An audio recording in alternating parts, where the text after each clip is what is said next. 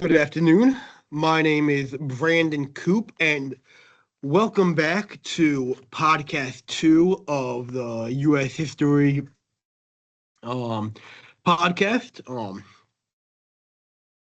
Today, I'm going to be discussing chapters 19 through 21 of our beautiful OpenStax U.S. History book. Again, thank you to the teacher for making that available to us for free and saving us some money. Um, these chapters focus on a major period of American history where the country experienced rapid growth, industrialization, urbanization, and social change. In the late 19th and early 20th centuries, there was a time of opportunity, but these times were also filled with serious challenges. Cities grew quickly, millions of immigrants arrived looking for a better life. Workers struggled with poor conditions, and farmers felt ignored by their political leaders. Reformers pushed the government to take a larger role in protecting its citizens. However, as historian Richard White explains in his discussion of the Gilded Age, this era was not just about wealth and progress, it was also defined by corruption, political favoritism, and unequal power between government and business. This idea helps us to better understand why reform movements become so important. I'm going to discuss in I'm going to be discussing the critical thinking questions and going to be connecting these back to the issues brought up in Sonia Shah's article, How Cities Shape Epidemics, and gonna tie that back together and reflect on what I've learned through this process. So let's get started. Chapter 19, The Effects of Urbanization on American Society. The critical thinking question I chose from chapter 19 asks, how did the effects of urbanization impact the working, middle, and elite classes of American society? Conversely, how did different social classes and their activities change the scope, character, and use of urban spaces? Urbanization was one of the biggest changes during the Gilded Ages. As industries expanded, people moved to cities because they offered abundant new jobs and opportunities.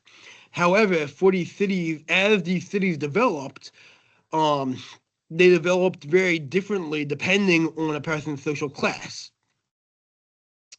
For the working class, urbanization often created extremely difficult living and working conditions. Many workers lived in overcrowded tenant housing, working very long hours in dangerous factories, and oftentimes struggling with poverty.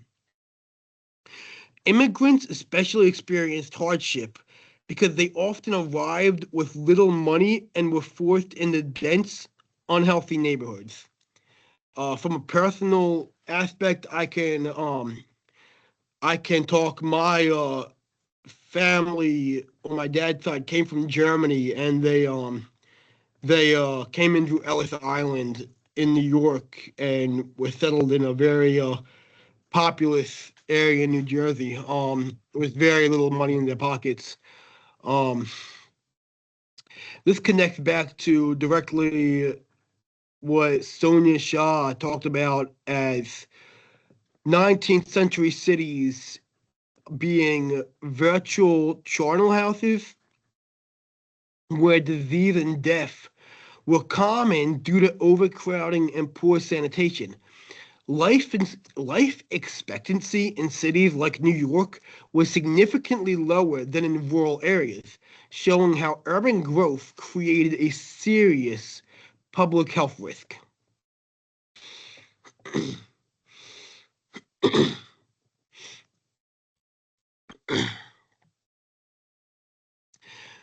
The middle and elite classes experience cities differently. Middle class Americans often benefited from new professional jobs, improved housing, and access to education and entertainment, something that the working class could not afford. Wealthy Americans often lived in large homes, had political influence, and were often connected to business and government elites. This inequality reflects what historian Richard White describes as a system of dishonest cooperation during the Gilded Age, where business leaders and politicians formed relationships based on mutual benefit rather than public service. These relationships helped wealthy elites maintain power while working class citizens often faced very harsh conditions. My interpretation is that urbanization was both positive and negative. Cities created economic opportunity, but they also intensified inequality. And due to poor health conditions, um, they contributed to poor health conditions for the working class, and they also broadened social division. Next, I'm going to talk about chapter 20, which highlighted farmers and government response during the Gilded Age. The critical thinking question I chose from chapter 20 asks, with farmers still representing a significant segment of American society, why did government officials, Democrats and Republicans alike, prove unwilling to help find solutions to farmers' problems? So during the Gilded Age, many farmers struggled with falling crop prices, high railroad fees, and debt. Despite their importance to the economy, farmers often felt ignored by the federal government. My interpretation is that government officials were unwilling to help farmers because political leaders were closely tied to industrial and corporate interests rather than those of um of uh of rural and agricultural America. As Richard White explains, the government often relied on a system of fee-based governance, where public services were tied to a private profit. This meant that political decisions were often influenced by business leaders who benefited from the system. Derek Thompson's interview with White further explains that railroad companies and industrialists often had direct relationships with politicians, offering financial incentives or future job opportunities in exchange for favorable policies. This made it difficult for farmers to gain political support. So we see a lot of politicians being tied up with the elite class and with this rapid growth of industry, while really overlooking or excluding agricultural America and the citizens that worked these farms.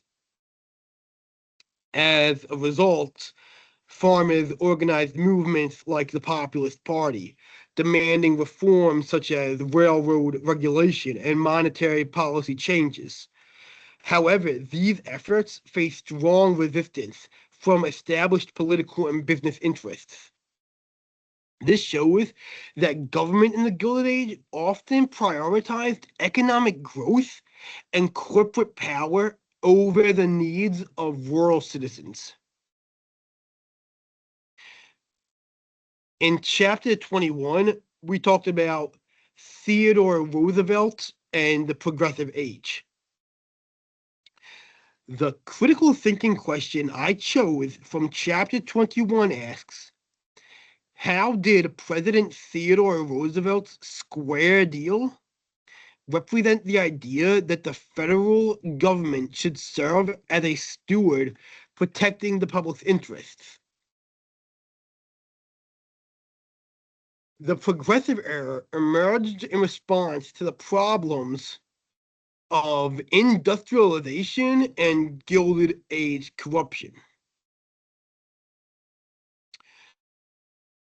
We see that many Americans believed that government needed to take a more active role in regulating business, improving work conditions, and protecting consumers.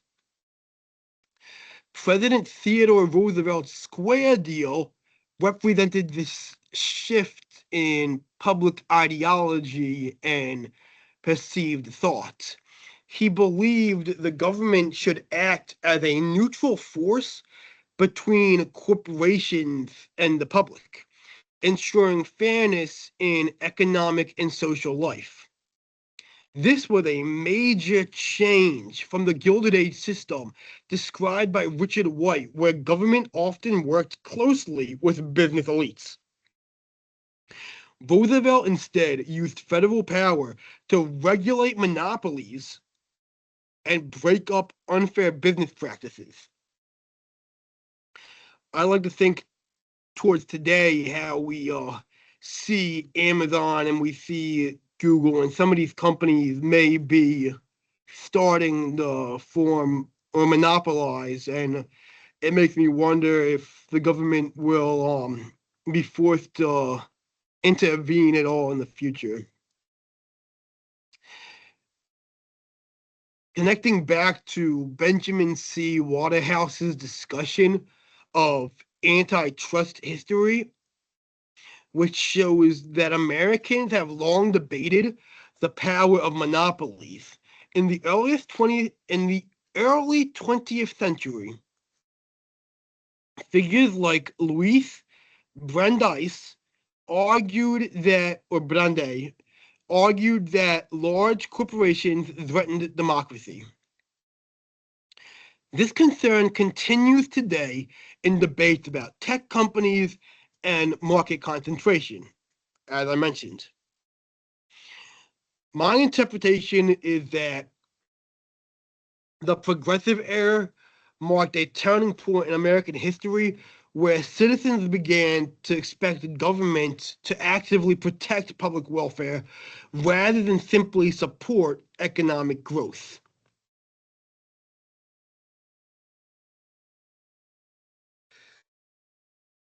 Connecting to the contemporary articles, in Sonia Shah's article, How Cities Shape Epidemics, she talks about the connections directly to the historical themes in these chapters.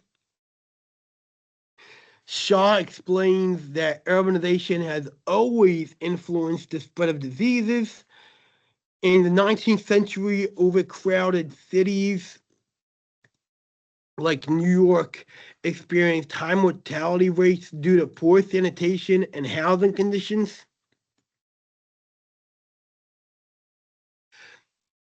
Jacob Riis' photographs exposed these conditions and helped inspire housing reforms like the Tenement House Act of 1901. Sorry. Shah also shows that similar patterns continue today in places like Dharavi, Mumbai. Extremely dense living conditions resemble those of 19th century American cities. During outbreaks like Ebola in 2014, urban overcrowding helped diseases spread more quickly in cities such as Monrovia, Freetown, and Conakry. Sorry. This demonstrates that the relationship between cities' government policy and public health still remains a very robust ongoing issue. Just as progressive reformers responded to urban problems in the past, modern governments must continue addressing similar challenges today. Reflection questions. The most interesting thing I read was how corruption and cooperation between business and government shaped the Gilded Age, with how Richard White's explanation of dishonest cooperation helps me understand that economic growth often came with political corruption. The three most significant people or events from these chapters are: first, Jacob Riis, because his work exposed urban poverty and led to important housing reforms. Second, the populist movement, because it showed how farmers organized politically in response to economic inequality. Third, looking at Theodore Roosevelt and the progressive era reforms, because they really changed the role of government in protecting public welfare. One thing that confused me was how deeply corruption was embedded in government, especially during systems in the Gilded Age, and really how it was almost considered normal at the time to really have some of this just deeply embedded corruption. Something I'm curious about is how modern governments can really balance economic growth with fairness and public health, especially in rapidly growing cities and developing countries. Overall, this historical investigation, oh, overall, this historical investigation helped me understand that the Gilded Age was not just an era of progress, but also an era of inequality, corruption, and reform that continues to shape American society today.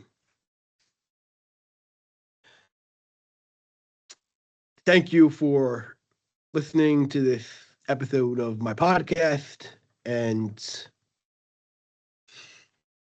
I appreciate the challenge and the chance to do this reading and research.